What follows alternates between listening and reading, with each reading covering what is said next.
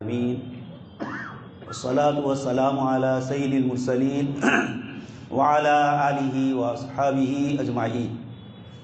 قال اللہ تبارک و تعالی فی الکلام المجید والفرقان الحمید. اعوذ باللہ من الشیطان الرجیم. بسم اللہ الرحمن الرحیم. الیوم اکملت لکم دینکم واتممت علیکم نعمتی ورضیت لکم الاسلام دینا. وقال تعالى يريدون ليطفئوا نور الله بأفواههم والله متم نوره ولو كره المشركون. وقال النبي صلى الله عليه وسلم لا يؤمن أحدكم حتى يكون هواه تبعا لما جئت به. صدق الله العظيم وصدق رسوله النبي الكريم ونحن على ذلك لمن الشاهدين والشاكرين والحمد للہ رب العالمین. محترم و مکرم حضرات علماء کرام اور ایمان والے بھائیوں، جناب نبی اکرم صلی اللہ علیہ وسلم کی سیرت مقدسہ پر گزشتہ جمعہ بھی بات کی گئی تھی. آج بھی آپ صلی اللہ علیہ وسلم کے ذریعے اللہ پاک نے اس دین اسلام کی کن کن طریقوں سے حفاظت فرمائی، اسی پر بات کرنا ہے.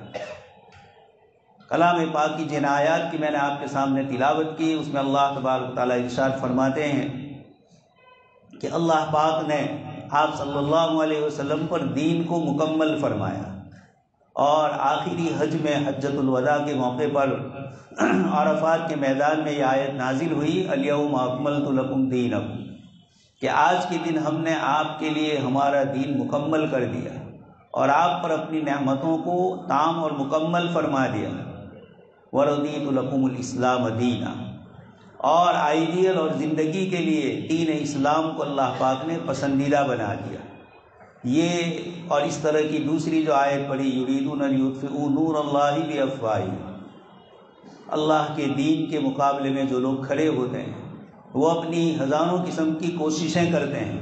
وَإِنَّ مَكْرَهُمْ لِتَزُولَ مِنْهُ الْجِبَالُ، ایک آیت اللہ پاک فرماتے ہیں کہ ان کا مکر اور ان کی چالیں ایسی ہوتی ہے کہ پہاڑ اپنی جگہ سے تو مضبوط ہے، سخت ہے، لیکن پہاڑ بھی اپنی جگہ سے ہل جائے.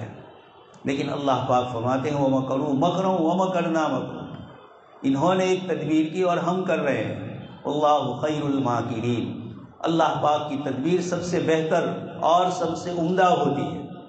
تو جناب نبی اکرم صلی اللہ علیہ وسلم کے ذریعے اس دین کو مکمل فرمایا، اور قیامت تک کی انسانیت کے لیے جو بنیادی ضروریات، جن عقیدوں پر اور جن چیزوں پر ان کو یقین کرنا ہے، جناب نبی اکرم صلی اللہ علیہ وسلم نے اس کو عملی زندگی میں اپنا کر ایک پرائیویٹ زندگی کیسی گزاری جائے یہ بھی بتلایا. ایک شادی کے ساتھ معاشرتی اور سماجی زندگی آدمی کیسے گزارے، تجارت اور لین دین اس کی کیسے ہو، یہ تمام چیزیں جناب نبی اکرم صلی اللہ علیہ وسلم نے بتلائی. اور اللہ پاک نے جب یہ فرمایا انا نحن نزلنا الذکر وانا لہ لحافظون، کہ اس قرآن کریم کو ہم نے نازل کیا اور ہم ہی اس کی حفاظت کرنے والے. اس حفاظت کے ضمن میں جو دین اور جو شریعت لے کر جناب نبی اکرم صلی اللہ علیہ وسلم کو بھیجا، اللہ پاک نے اس دین میں اتنا عموم اور اس میں اتنی تکمیل مکمل ہونا پایا جا رہا ہے، جو قیامت تک کے انسانوں کی ضرورت کے لیے جب جب بھی پریشانی ہوگی، آپ صلی اللہ علیہ وسلم کے یہ اصول اور آپ کے بتلائے ہوئے طریقے ہماری رہنمائی فرمائیں گے. کچھ وہ باتیں ہیں جو جناب نبی اکرم صلی اللہ علیہ وسلم کے ذریعے ہی دنیا کو دی گئی، آپ کی خصوصیات اور آپ کے لائے ہوئے دین کی خصوصیات میں سب سے پہلی چیز ہے توحید کو پوری دنیا میں، خدا کے ایک ہونے کو ذات، صفات اور حقوق کے اعتبار سے اس کو پوری دنیا میں اللہ تبارک تعالیٰ نے عام فرمایا. انبیاء کرام علیہ السلام تشریف لاتے تھے، لیکن کچھ علاقے ہوتے تھے، زمانہ ہوتا تھا، ایک مدت ہوتی تھی. آپ صلی اللہ علیہ وسلم کو کافۃ للناس بشیرا و نذیرا، سب کے لیے بشارت والے اور ڈرانے والے بنا کر بھیجا. تو آپ کی تعلیم بھی ایسی جو سب کے لیے ہر اعتبار سے پسندیدہ ہو. اس میں سب سے پہلے عقیدہ ہے توحید. پورے قرآن کریم کو کھول کر دیکھیں کہ اللہ پاک اپنی قدرت اور اپنی طاقت بتلاتے اور مخلوق کی عاجزی بتلاتے ہیں. بڑے سے بڑا انسان ہو، بڑی تنظیمیں ہو، بڑی جماعتیں ہو، خدائیت کے دعوے دار ہو، لیکن جب اللہ پاک کی پکڑ آتی ہے تو آپ اللہ پاک فرماتے ہیں کہ آپ دیکھ لیں گے کوئی ان میں سے باقی نہیں رہا۔ اللہ پاک نے عاد و سمود کے واقعات ذکر فرمایا اور بہت تفصیل سے الگ الگ پاروں میں ذکر فرمایا، بڑی مضبوط قومیں اور افراد کا ذکر کیا، اور جب اللہ پاک کا عذاب آیا فَكُلًّا أَخَذْنَا بِذَنبِهِ۔ اسی طرح ایک اور آیت میں فرمایا عَتَتْ عَنْ أَمْرِ رَبِّهَا وَرُسُلِهِ فَحَاسَبْنَاهَا حِسَابًا شَدِيدًا وَعَذَّبْنَاهَا عَذَابًا نُكْرًا۔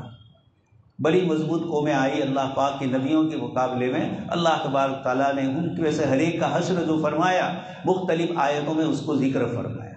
تو اللہ پاک نے جناب نبی اکرم صلی اللہ علیہ وسلم کے ذریعے سب سے پہلی دعوت توحید کی دی، امت کو، پوری انسانیت کو توحید سکھلائی۔ لکھنے والے لکھتے ہیں کہ آپ سے پہلے انبیاء کرام علیہ السلام کے زمانے میں بھی یہ تعلیمات تھی، لیکن وہ ایک مخصوص علاقے کے تک کے ہی نبی تھے اور ایک زمانے مدت تک کے تھے، تو ان کے تشریف لے جانے کے بعد کفر اور شرک ٹوٹتا نہیں تھا۔ آپ صلی اللہ علیہ وسلم تشریف لائے اور آپ کے ذریعے اللہ تبارک تعالیٰ نے توحید کو عام فرمایا، مخلوق کو خدا کا درجہ دینے والے ارباب من دون اللہ، اللہ کو چھوڑ کر جن کو رب بنایا تھا، آپ صلی اللہ علیہ وسلم کے ذریعے قرآن نے ان تمام اربابیت، تمام بڑی اپنی ذات کے لیے جو صفات ذکر کی گئی، ان سب کو ختم کیا گیا۔ فرعون کہتا ہے کہ میں لا علم، میں نہیں جانتا ہوں، مگر میرا علم یہ ہے کہ میں خدا ہوں، اپنے علم کے اعتبار سے بات کر رہا ہے، لیکن اللہ پاک نے فرما دیا فَالْيَوْمَ نُنَجِّيكَ بِبَدَنِكَ لِتَكُونَ لِمَنْ خَلْفَكَ آیَةً، تیری ذات کو ہم ایسی نشانی عبرت بنائیں گے کہ دنیا دیکھتی رہے گی اس کو۔ یہ اللہ تبارک تعالیٰ نے مختلف آیتوں میں فرمایا، توحید کو ذکر کر کے اپنی خدائیت، اپنی ربوبیت کو ذکر فرمایا۔ اسی توحید نے یہ بھی فرق بتلا دیا کہ عبادت صرف ایک اللہ پاک کی جائے، کسی اور مخلوق کی عبادت نہ ہو۔ جب وہی دینے والا ہے، وہی سے ساری چیزیں ملتی ہے، تو اسی کے گن گائے جائے، اس کے علاوہ دوسروں کو کسی چیز میں اس کے ساتھ شریک نہ مانا جائے۔ تیسرے نمبر پر آپ صلی اللہ علیہ وسلم نے یہ بتلایا کہ ساری کی ساری انسانیت اللہ پاک کی مخلوق ہے۔ آدم خلق من تراب، تم سب کا رب بھی ایک ہے، تم سب کے باپ بھی ایک ہے، اور سیدنا آدم علیہ السلام کو مٹی سے پیدا کیا گیا۔ یہ بتلا کر اللہ پاک نے انسان کو اپنی حقیقت بتلائی، وَلَقَدْ خَلَقْنَا الْإِنسَانَ مِنْ صَلْصَالٍ مِنْ حَمَإٍ مَسْنُونٍ، کیسے مٹی کے گارے سے سیدنا آدم علیہ السلام کی پیدائش ہوئی۔ مختلف آیتوں میں اللہ پاک نے اس کو ذکر کر کے انسان کی حقیقت بتلائی۔ مَا غَرَّكَ بِرَبِّكَ الْكَرِيمِ الَّذِي خَلَقَكَ فَسَوَّاكَ فَعَدَلَكَ فِي أَيِّ صُورَةٍ مَا شَاءَ رَكَّبَكَ، اے انسان تو اپنے رب سے دھوکے میں کیسے پڑا ہوا ہے، کس چیز نے دھوکے میں ڈالا؟ بِرَبِّكَ الْكَرِيمِ، تیرے کریم آقا سے، تیرے کریم رب سے۔ الَّذِي خَلَقَكَ، 9 مہینے ماں کی پیٹ میں رکھا، 3 اندھیریوں میں تو رہا۔ خلقک من تراب، مٹی سے حضرت آدم علیہ السلام اور ہماری بھی مادہ منویہ سے تخلیق ہوتی ہے، اور پھر اللہ تبارک تعالیٰ فرماتے ہیں ہم نے تجھے ٹھیک کیا، 9 مہینے میں ایسا فٹنگ کیا 3 اندھیریوں میں کہ باہر نکل کر وہ ایک عقل اور شعور والا انسان ہوتا ہے۔ اندھیری والی مشینری میں ذرہ برابری کوئی مشینری گڑبڑ نہیں کر رہی، کہیں کوئی مشینری میں کوئی اس طرح کی چیز نہیں ہوتی ہے۔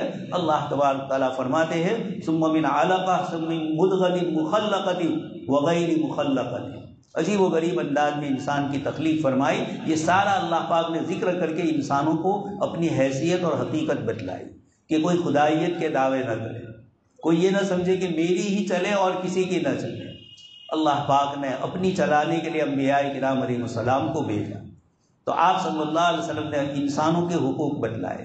سب کے سب انسان حضرت آدم علیہ السلام کی اولاد ہے، اس سے اوپر اور نیچے ہونا، اپنے آپ کو بڑا خاندانی سمجھنا، دوسرے کو کمتر سمجھنا۔ قرآن کریم جس وقت نازل ہو رہا تھا، دنیا کے انسانوں میں انسان چھوٹے اور بڑے کے اعتبار سے تقسیم تھی۔ ہمارے اس ملک میں بھی اور یونان اور روم، یوروپ کی جو اس وقت کی سلطنتیں تھی، وہاں بھی یہ چیزیں تھیں، کسی کو بڑا کسی کو چھوٹا سمجھا جاتا تھا۔ جناب نبی اکرم صلی اللہ علیہ وسلم نے تشریف لا کر ایک رب اور ایک باپ یہ بتلا کر بتلایا کہ سب کے باپ ایک ہے، تو کسی کو کسی پر کوئی فضیلت نہیں ہے۔ وَجَعَلْنَاكُمْ شُعُوبًا وَقَبَائِلَ لِتَعَارَفُوا، قبیلے اور خاندان اس لیے رکھے ہیں تاکہ ایک دوسرے کو پہچان سکو۔ سیلا رحمی کس سے کرنی ہے، کس سے نہیں کرنی ہے، کون تمہارا قریبی رشتہ دار ہے، یہ اس کے لیے اللہ پاک فرماتے ہیں وَجَعَلْنَاهُمْ شُعُوبًا وَقَبَائِلَ لِتَعَارَفُوا، ایک دوسرے کی پہچان ہو، یہ میرا رشتہ دار ہے، یہ فلاں ہے، اور صلہ رحمی اور رشتہ داری کو نبھانا ہے۔ اس کے لیے اللہ پاک فرماتے ہیں ان اکرمکم عند اللہ اتقاکم، سب سے زیادہ اللہ پاک کے یہاں اکرام والا، عزت والا وہ وہی ہوگا جو تقوی اور پرہیزگاری والا ہو۔ تو آپ صلی اللہ علیہ وسلم نے یہ تین چیزیں بتلا کر ایک خدا اور مخلوق سب کی سب برابر کوئی خدا نہیں، اس لیے کوئی کسی کی عبادت انسانوں کی نہیں کرے گا، نہ زندوں کی نہ مردوں کی۔ دوسرے نمبر پر انسانیت کا احترام بتلایا، وہ انسان جس کو گاجر اور مولی کی طرح کاٹا جاتا تھا، اور آج بھی دیکھ رہے ہیں انسانی خون کا کوئی ادب اور احترام نہیں۔ آپ صلی اللہ علیہ وسلم نے تشریف لا کر فرمایا وَلَقَدْ كَرَّمْنَا بَنِي آدم، اللہ پاک فرماتے ہیں ہم نے بنی آدم کو، آدم کی اولاد کو اکرام والا بنایا، عزت والا بنایا، اور اس عزت میں کوئی کسی کا فرق نہیں، سب کے سب شریک۔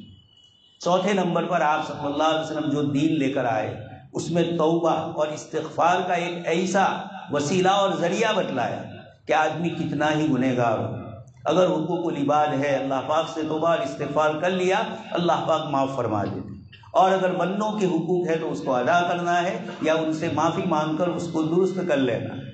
یہ توبہ کا دروازہ جہاں اللہ پاک اپنے بندوں کو مایوس نہیں فرمائے۔ کچھ لوگوں نے یہ سمجھ لیا کہ سیدنا عیسیٰ علیہ السلام کو سولی پہ اس لیے چڑھایا گیا کہ نعوذ باللہ حضرت آدم علیہ السلام نے دانا کھایا تھا، تو بنی آدم انسانیت پہلے سے گنہگار ہے۔ اللہ تبارک تعالیٰ نے قرآن کریم میں آدم علیہ السلام کا قصہ ذکر کیا، ان کی توبہ، انابت اور استغفار کو ذکر کر کے بتلایا کہ سیدنا آدم علیہ السلام کی فطرت میں عز اور نیاز مندی تھی، احکام خداوندی کو ماننا تھا۔ اللہ تبارک تعالیٰ نے کسی وجہ سے بھی حضرت عیسیٰ علیہ السلام کو سولی پہ نہیں چڑھایا، جو کچھ عقیدے ہیں وہ غلط ہے۔ قرآن خود فرما رہا ہے وَمَا قَتَلُوهُ يَقِينًا بَلْ رَفَعَهُ اللَّهُ إِلَيْهِ، یہودی اور یونانی گریک والے حضرت عیسیٰ علیہ السلام کو قتل کرنا چاہ رہے تھے، اللہ پاک فرماتے ہیں وَمَا قَتَلُوهُ وَمَا صَلَبُوهُ، نہ وہ قتل کر سکے نہ سولی پہ چڑھا سکے، اور آگے اللہ پاک نے فرمایا بَلْ رَفَعَهُ اللَّهُ إِلَيْهِ، اللہ پاک نے اپنی طرف اٹھا لیا۔ یہ انسانیت جو گناہوں کا تصور کرتی تھی کہ ہم پیدائشی گنہگار ہیں اور کفارے کے طور پر حضرت عیسیٰ علیہ السلام کو سولی پہ چڑھایا گیا، قرآن کریم کی آیتیں انسانوں کو بتلاتی ہے کسی کے گناہ لا تزر وازرۃ وزر اخرى وان لیس للانسان الا ما سعى، کسی کا بوجھ کوئی دوسرا نہیں اٹھائے گا، اس کو اپنے گناہوں کا بوجھ ہی اٹھانا ہے۔ کوئی کسی کی طرف سے کسی قسم کی سفارش اس وقت تک نہیں کر سکتا جب تک اللہ پاک اجازت نہیں دے۔ من ذا الذی یشفع عنده الا باذنہ، اسی کی اجازت سے ہو۔ تو آپ صلی اللہ علیہ وسلم نے انسانوں کا ادب اور احترام بتلایا۔ قرآن نے فرمایا من قتل نفسا بغیر نفس او فساد فی الارض فکأنما قتل الناس جميعا، جو شخص بھی روئے زمین پر فساد مچائے گا اور کسی ایک انسان کو قتل کرے گا تو پوری انسانیت کے قتل کا گناہ گویا اس نے، اور اس کے مقابلے میں فرمایا ومن احیاها فکأنما احیا الناس جميعا، ایک انسان کی بھی جان کسی نے بچا لی گویا پوری انسانیت کو اس نے بچا لیا۔ اس لیے اللہ کے نبی صلی اللہ علیہ وسلم تشریف لائے، انسانیت کا ادب اور احترام، اس کے خون کو ناحق قتل کرنے پر اللہ تبارک تعالیٰ کی طرف سے سزائیں قرآن میں ذکر فرمائی گئی۔ یہ انسان کا اکرام اور احترام جناب نبی اکرم صلی اللہ علیہ وسلم کے ذریعے ہوا، اور توبہ کے ذریعے براہ راست اللہ پاک کی ذات عالی سے ہمارے تعلق کو مضبوط کر دیا۔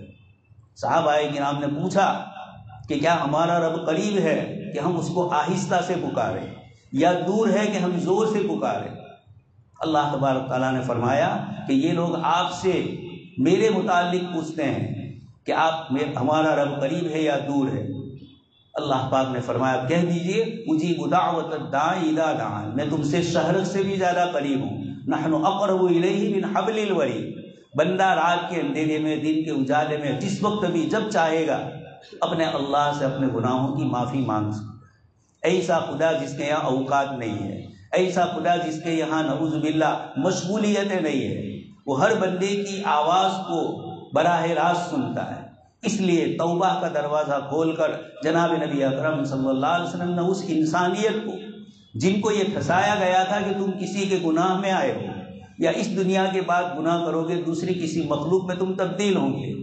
اللہ تبارک تعالیٰ نے آپ صلی اللہ علیہ وسلم کے ذریعے توبہ کا دروازہ کھول کر بتلایا کہ کتنے ہی بڑا گناہ کرو، اذا سألک عبادی عنی فإنی قریب، میں تم سے قریب ہوں، جب جب بھی چاہو گے، اجیب دعوت الداعی اذا دعان، جب پکارنے والا مجھے پکارتا ہے تو اس کی پکار کو میں سنتا ہوں۔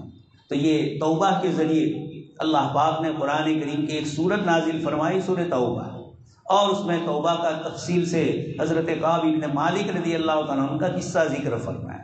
وہ غزوے سے پیچھے رہ گئے اور پھر اس کے بعد اللہ کے رسول صلی اللہ علیہ وسلم تشریف لائے، لوگوں نے عذر پیش کیے، حضرت کعب نے فرمایا کہ میرا کوئی عذر نہیں تھا، سچی بات کہہ دی۔ اللہ تبارک تعالیٰ نے حضرت کعب کی توبہ کو قبول فرمایا اور یہ بتلایا کہ گناہ کب سرزد ہوتا ہے، یا ایھا الذین آمنوا اتقوا اللہ وکونوا مع الصادقین، اے ایمان والو تقوی اختیار کرو اور سچے لوگوں کے ساتھ رہو۔ جناب نبی اکرم صلی اللہ علیہ وسلم سے بڑھ کر سچا کوئی نہیں، اس لیے آپ کے ساتھ 50 دن نہیں رہے تو اللہ پاک کی طرف سے 50 دن تک ان سے بائیکاٹ زبانی طور پر کیا گیا۔ یہ بتلایا گیا کہ اب اس کے بعد انہوں نے توبہ کر لی، سچائی کی بنیاد پر اللہ پاک نے ان کی توبہ کو قبول کی۔ اسی لیے حضرت کعب بن مالک حضور کے پاس آئے اور عرض کیا کہ اللہ کے نبی صلی اللہ علیہ وسلم، جب میں نے سچ بولا اور اللہ پاک نے میری توبہ قبول کر لی تو اب میں یہ چاہتا ہوں کہ یہ میرا مال اللہ کی راہ میں دے دی۔ آپ صلی اللہ علیہ وسلم نے ان کو کچھ مال دینے کا فرمایا، لیکن یہ اشارہ قرآن کریم نے فرما لیا اس کے ذریعے کہ نیک لوگوں کی صحبت تم کو نیکی کی طرف لے جائے گی اور گناہوں کی صحبت کذب، بیانی، جھوٹ کے اوپر لے جائے گی۔ اس لیے سارے ایمان والوں کو کہا گیا آمنوا اتقوا اللہ وکونوا مع الصادقین۔ توبہ کی توفیق بھی نیک اور صالح بندوں کے پاس بیٹھنے سے ہوگی، اپنے اعمال کے محاسبے کی آدمی کو فکر ہوگی۔ یہ چیزیں جناب نبی اکرم صلی اللہ علیہ وسلم نے توبہ کے ضمن میں ذکر فرمائی اور صحابہ کرام اس کو عمل میں لائے۔ تو توبہ یہ اللہ پاک کے یہاں ایک بہت بڑا مسئلہ ہے، بہت بڑا وسیلہ ہے۔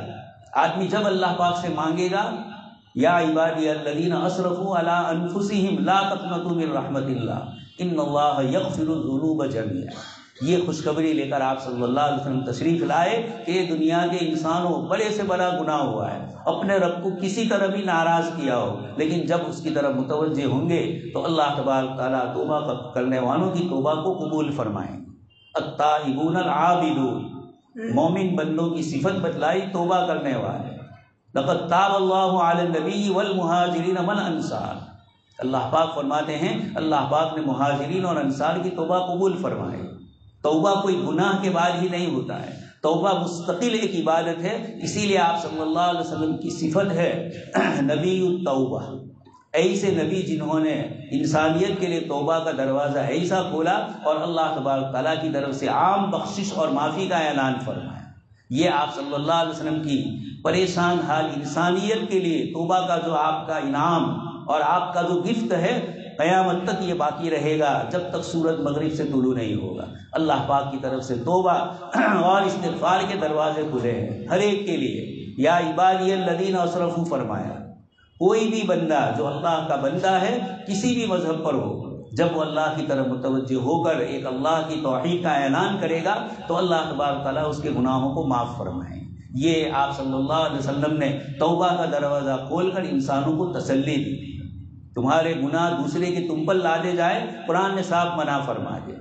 اس کے بعد آپ صلی اللہ علیہ وسلم جو دین لے کر آئے، اس میں دین اور دنیا کا کوئی فرق نہیں رکھا۔ آدمی دین کا کام کرتا ہے اخلاص کے ساتھ، دنیاوی کوئی ضرورت اپنی پوری کرتا ہے، روزی روزگار کماتا ہے، اسکول اور کالج میں پڑھتا ہے، روزی روزگار کے لیے آئی ٹی اور دوسری اس قسم کی جتنی بھی چیزیں ہیں ٹیکنالوجی کی چیزیں سیکھتا ہے۔ طلب الحلال فریضۃ بعد الفریضہ، آپ صلی اللہ علیہ وسلم نے دین دنیا کے فرق کو بتایا۔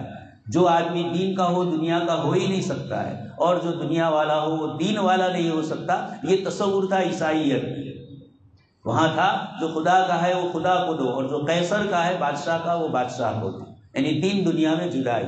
اسی کو اقبال نے فرمایا ہوئی دین و دنیا میں جس دم، اقبال فرماتے ہیں دین و دنیا میں جس دن جدائی ہوئی، ہوس کی امیری ہوس کی وزیر، پھر خواہشات نفسانی ہی کی حکومت چلتی ہے۔ اس لیے فرمایا کہ دین بھی اپناؤ اور دنیا بھی اپناؤ، لیکن تمہاری دنیا تمہارے دین پر غالب نہ آ جائے۔ تو ہوئی دین و دنیا میں جس دم جدائی، ہوس کی امیری ہوس کی وزیری۔ آگے فرماتے ہیں یہ اعزاز ہے ایک صحرا نشی کا کہ بشیری ہو آئینہ دار نظیر۔